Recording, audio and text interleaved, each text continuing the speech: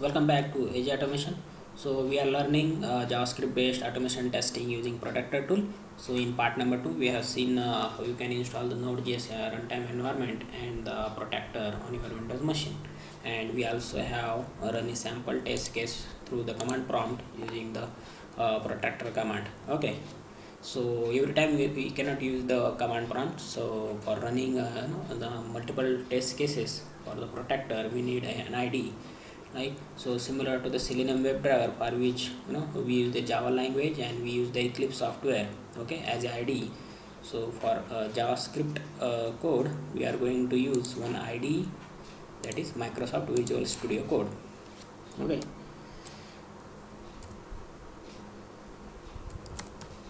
so first step is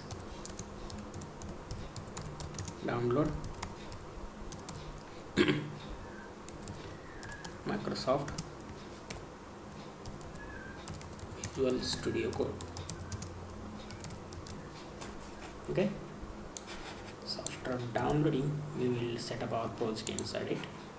So let's just type this, hit enter. Okay, so just go to this website.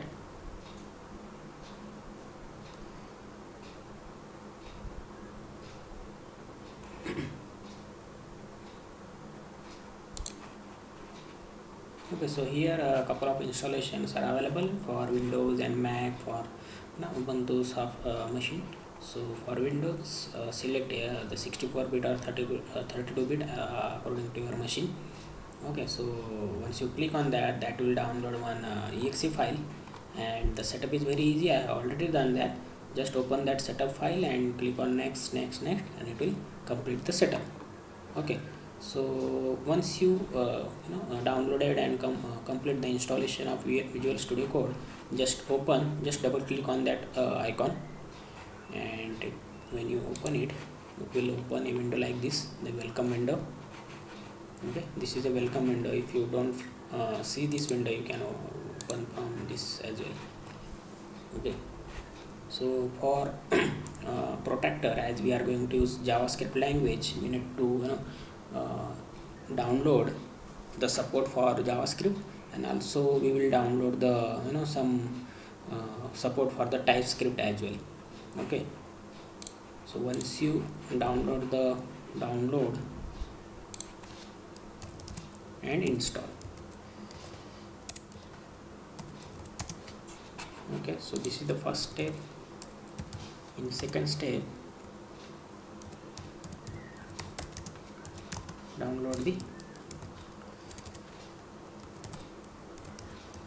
the script and TypeScript, let's say plugin, or you can say support. Okay, in VS Code, Visual Studio Code. Okay, so how you can do that? Just on the screen you can see here tools and languages. So these are from here you can install the supports for JavaScript that I have already downloaded. That's why it is not showing in blue, and we don't require this Python and PHP. Okay, so the TypeScript, you can just go to this extension, just click on this extension and just type TypeScript.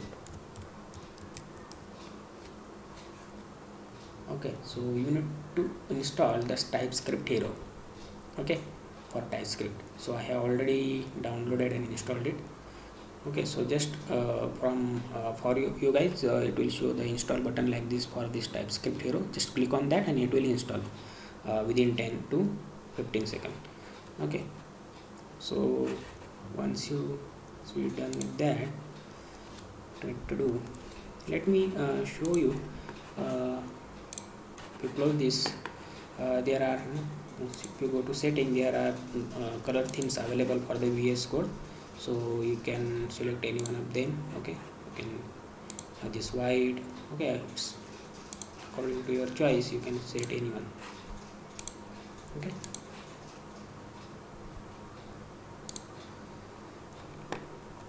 so we can install the other themes available online as well for you guys.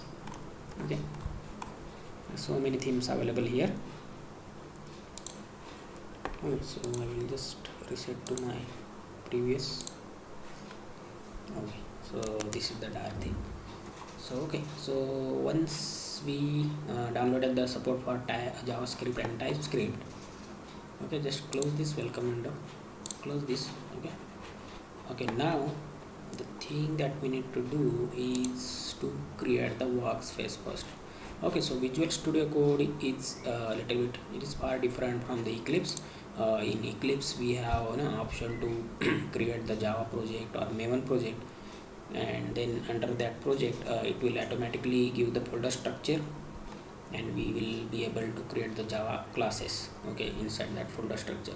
But as far as this Visual Studio is concerned, we need to create our folder structure on our own. Okay, so first go and create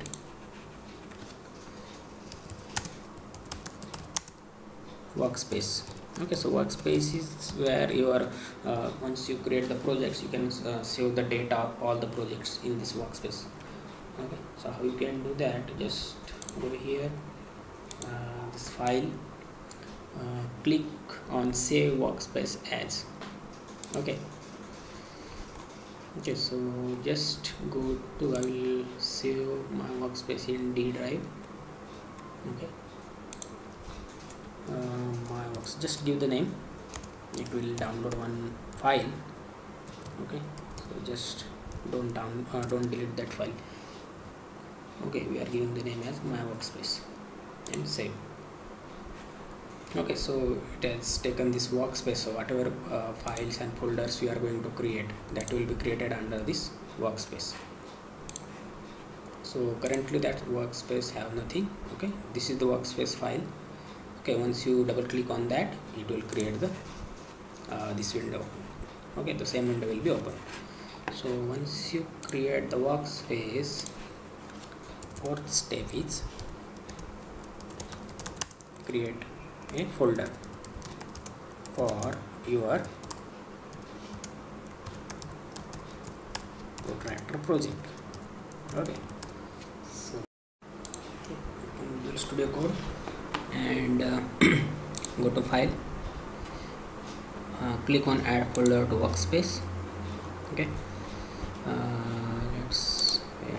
okay, again we have to create one folder here and give any name. This will be your project name, and protractor. Okay, so this will be our project name, and just click on that and click on add. Okay, so it will add our this folder under this workspace.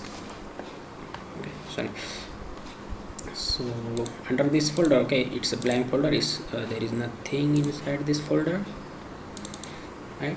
So after that, once you've done that, you need to create two subfolders. Okay, so first one is conf. Okay, just it will be easy to maintain our test case, or if you want to make changes in your configuration file, that will be easy to do. So that's why we are creating these folders. So we are going to have multiple test cases, right? So we will be writing our all the test cases under this folder, and this folder will contain configuration file. Okay, configuration file where we do the setup related to our Chrome browser, the browser, or Firefox browser, and we need to provide the the test case name. So accordingly the conf.js file will run that test case. So let's go and create these two subfolders in VS Code. So under this project, just click on that and click on here, you will find a new folder. Okay, click on that. First we will create the conf, hit enter, and next we will, okay, we don't require a, just click on that and then click on this. Okay, otherwise it will create this under the conf folder. So So test cases. Okay, so two subfolders are ready now. There is nothing under these folders. So after that, what we have to do is copy conf.js file and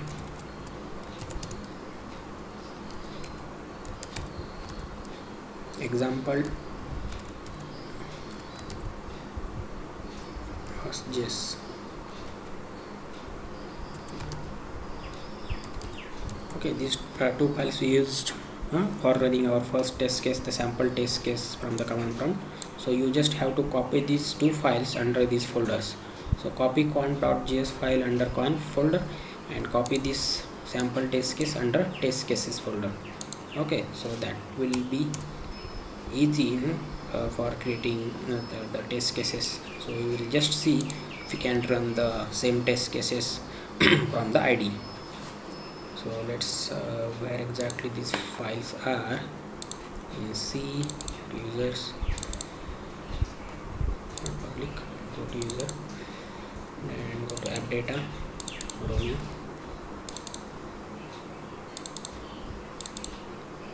Okay, and go to example folder. So just copy this and click on this, right click. It's not giving the paste option. Yes. Let us drag and drop this and leave it. Okay, conf.js. Okay, another one is this sample test case. Paste it under test case. Okay, that's it. So now we have our project setup done. In our project we have this configuration file. Okay, this is already given by the Protractor guys. Okay, so here we can mention our browser name as a Chrome. If you want the Firefox, you can mention the Firefox as well, or you can run your test case in parallel in both browsers. Okay, that we will see in coming lectures how you can do that. And by default it will use the Jasmine framework using the describe and IT blocks, and this is the test case name. Okay, so here you need to mention a relative path to the test case. So currently our test case is under this is the project name, and this project, under this project, under the test cases folder, this test case is present. Okay, so how you can give the name, give the relative path? Just right click on copy relative path. Okay, and just before pasting, just give double dots, double dash, and paste it here. Okay, so this two dots means under the current folder. Okay, under the current project folder. Okay, so there will be a test case folder, and under test cases folder we have our sample test case present. So please run this test case, that's we are setting here under the specs. Okay, so we know this is the sample test case. We are going to learn in detail how you can create your first test on your own in the coming lecture. So we you just run this test case from this Visual Store Studio. How you can do that is, for that right click on your project and click on open in integrated terminal. Okay, so it will open like this. So in Visual Studio, if you want to run your codes, open the terminal first.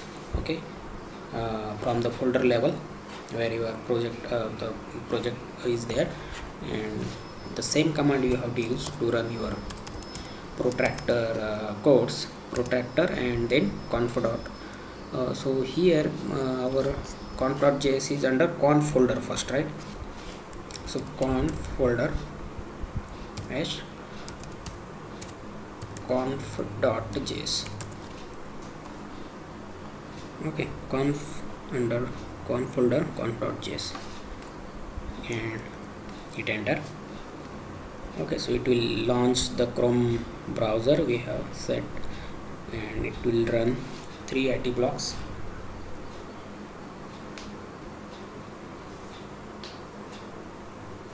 Okay, so same thing we did in part 2 using the command prompt, 3 specs and no failure.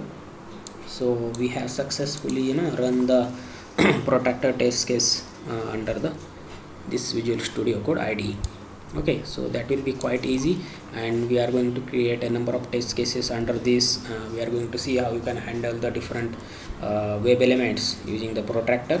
So logic will be the same. If you know the Selenium WebDriver, that will be the easy to learn this how you can use the Protractor.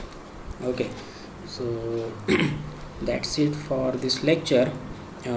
Before jumping into the creating the test case, we are going to see first what are the different locators available in the Protractor. Okay, and using that locators, how you can find the elements, what are the different functions are available to locate the elements. The Protractor has some Angular specific locators to locate the Angular elements. Okay, that we will see first, and then we will jump and create our first test case. Okay, so as you can see here, just for example, this is browser.get, means we are going to this website. So in Selenium we have to create driver reference first to the WebDriver, and using that reference we call the driver.get method. So it looks similar, only here we are using the browser, so it's works like a driver, and it will directly open the browser. You don't have to set any property here or nothing here. So we will see what exactly the difference, and that will be easy to understand. And the coming lectures, let's see. Okay, so that's it for this lecture, guys. Thanks for watching, and don't forget to subscribe, like and share this video with your friends. I will see you in the next lecture.